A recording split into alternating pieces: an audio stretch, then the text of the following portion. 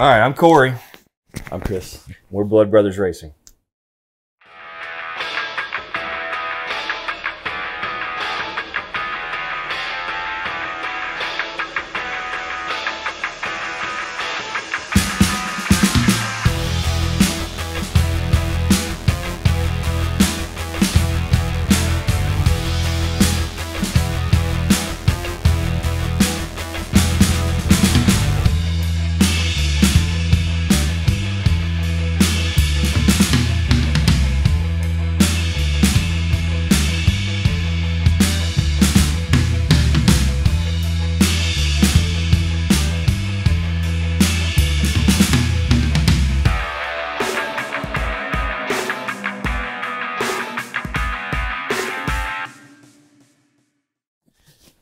All right, so we decided, well, the decision to race was kind of up in the air. We were trying to get with our buddies from out of town to race, and kind of gave us the cold shoulder a bit. Just a little bit, yes. And then we're like, well, maybe we'll run this race, maybe not. And I think on a Wednesday, you're like, are we going to go race or not?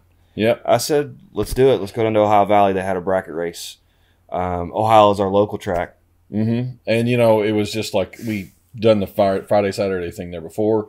And there happened to be a race on Sunday, too, which we saw the flyer, and I wasn't going to do it because I had to leave town. But Corey decided he was going to try it. Well, when I got there, I was like, well, it's $35. I'm going to go ahead and pay it. In the worst case, I donate some money to the track, which is it's always good to have, you know, a little bit of money going through that. So it was up in the air if I was going to or not, but it was the Door Slammer Series race. Mm-hmm. Stock, super stock, NHRA. NHRA sanctioned event. 48th annual. Yeah. So it was kind of a big deal. They had probably, I would guess, maybe 200 total cars. Mm-hmm. Rough, I don't know exactly, but it was a pretty packed house. Yeah. You had stock, super stock, which is the NHRA divisions, plus you had Pro ET, Super Pro, and junior dragsters. Mm-hmm. And some motorcycles. And a couple motorcycles. I think they were just there for testing. They were there for fun. Yeah. But it was a pretty packed house, and we got there relatively early and got a decent spot right next to the staging lanes. Yep, it was good. Yep.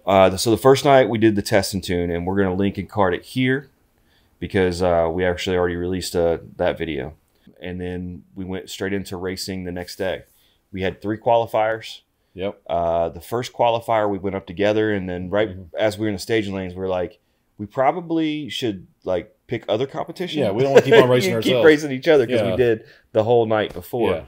Yeah. But the first one we ended up getting paired up together, no big deal. And you had an issue with your trans brake. Yeah, it was like I did the biggest burnout I've ever done in that car. Are you sure you could even see your trans brake? I couldn't see. I mean, I literally panicked because all I had was smoke in the cockpit. Yeah. And I should have opened the door and let some of it out, but I didn't. Yeah. And not part of your routine yet. Not part of my routine. I creeped up to the line and turned on my data recorder and everything. But Can't see shit. But I forgot to put it down in first gear. And so when I released the button, or actually when I pushed the button and gave it gas, it took off in second gear. And it doesn't do that. So I just kind of stumbled, and then I thought, well, I'm just going to go ahead and creep on. I was like, no, I'll go ahead and get halfway track and go get it, gun it. So then here you come flying right by me. So you got your half track wish.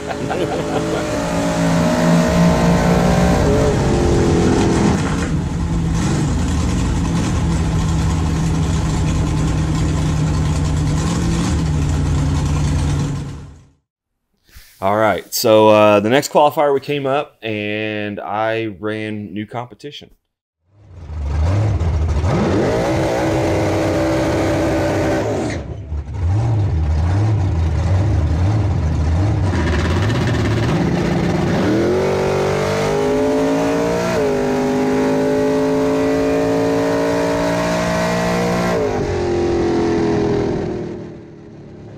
I had a 042 light.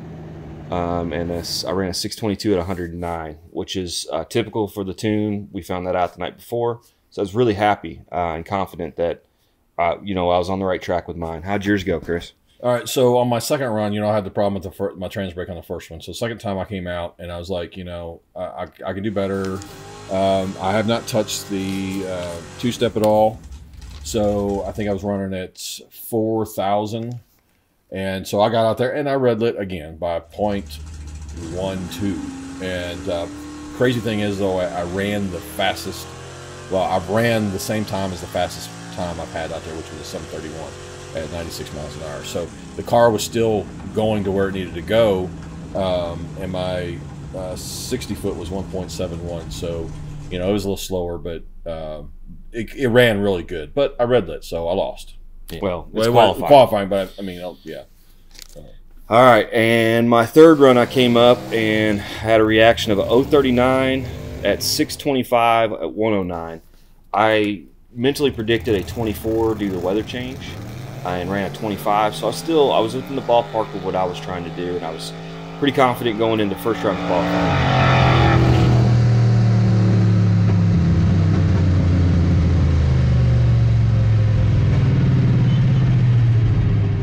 On my third one, you know, all I want to do is try to stay consistent. So consistently, I hit another red light. So at 0.02 this time wasn't as bad. Yeah. 60 foot was 1.75. My ET was 735, which is not too far off my 731 number. So I'm remaining consistent. I'm just red lighting. So needed to get that under wraps to figure out what was going on with that. All right, so first round of eliminations, and we noticed that when we go up to the staging lanes that the entire right lane was taken up. Nobody was in the left lane. There was like 30 cars in the right lane and none in the left lane. We didn't know why though, and we just thought people either preferred it or whatever the case may be. We had no idea. We went up there and we were like, well, we'll play ball. We'll get in the left lane, at least have somebody over here. I went up there and ran I dialed a 26, a 626, had an 041 reaction. I ran a 28 at 108 miles an hour. That's not terrible. I mean, 2 off your number, conservative. I won the round. Not a big deal. You know, it is what it is.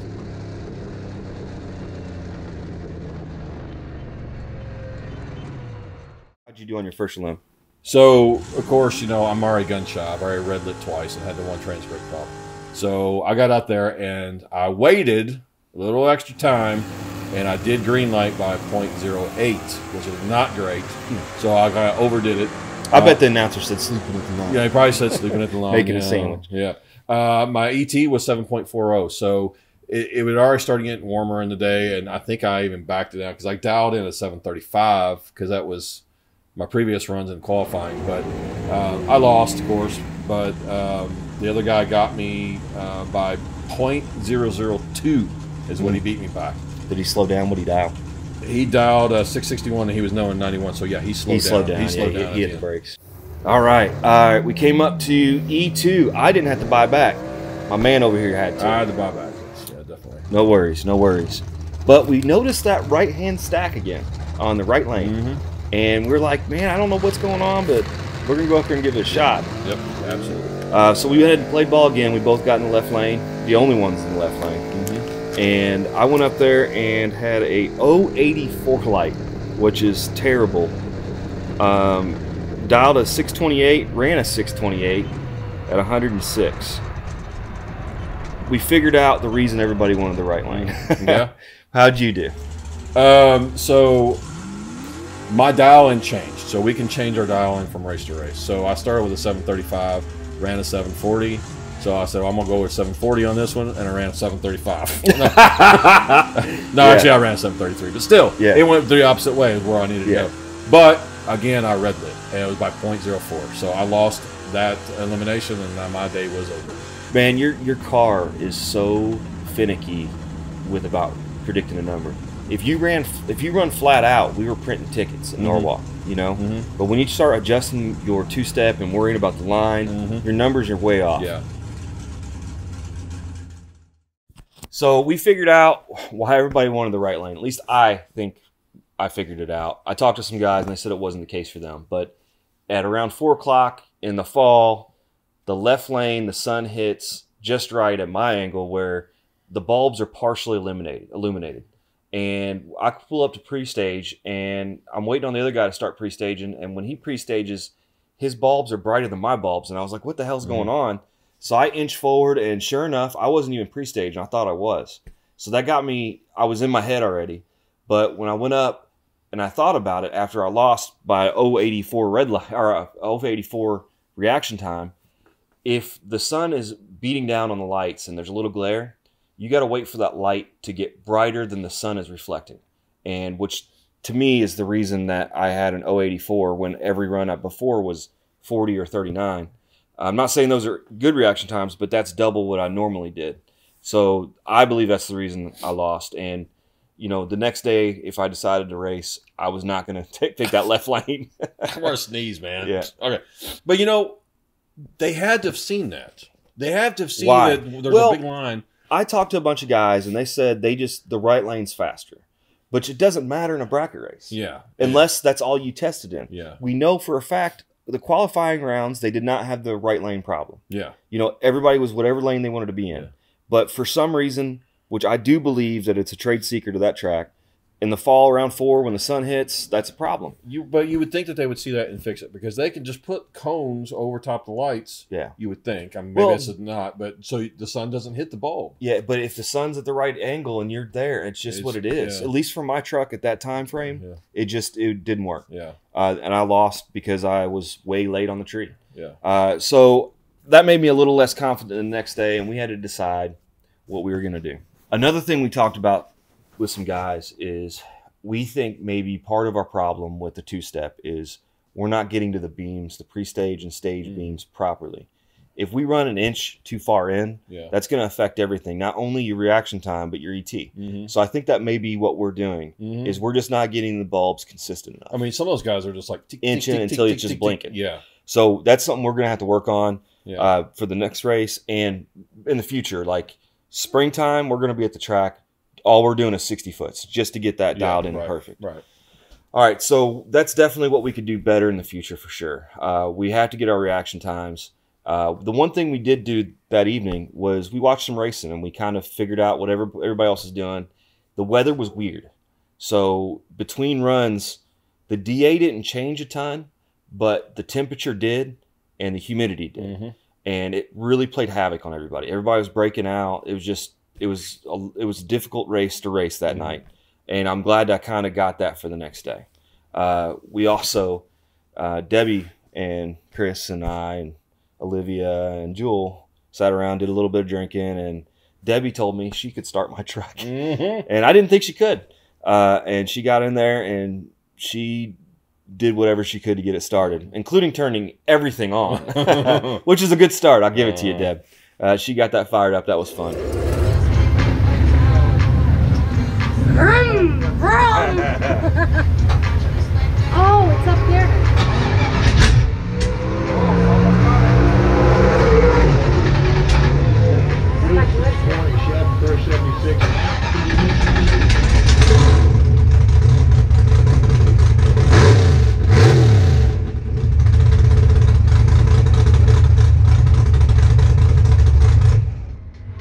See, I told you I had a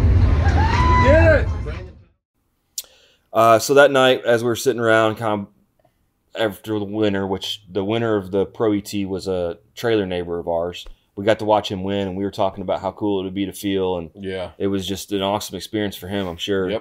And we decided, well, you know, Chris has got to leave. I asked Debbie if she could show up tomorrow and help me, and she agreed to be there at 10 a.m. with Olivia, and they were going to be my crew because he had to go out of town. I still wasn't 100% on board, and I told Debbie I was going to call her in the morning and tell her how I felt. But at this point, I was marginally confident because I had my ETs, but my reaction times were slow. And I didn't have enough time to work on it. So, you know, it is what it is. But at the end of the day, I decided to race because I was already there and I already paid my entry. Debbie came on down. Yeah, you had help, and, you know, why not? You already paid for it, and truck was running good. Why not? Why not? So exactly right.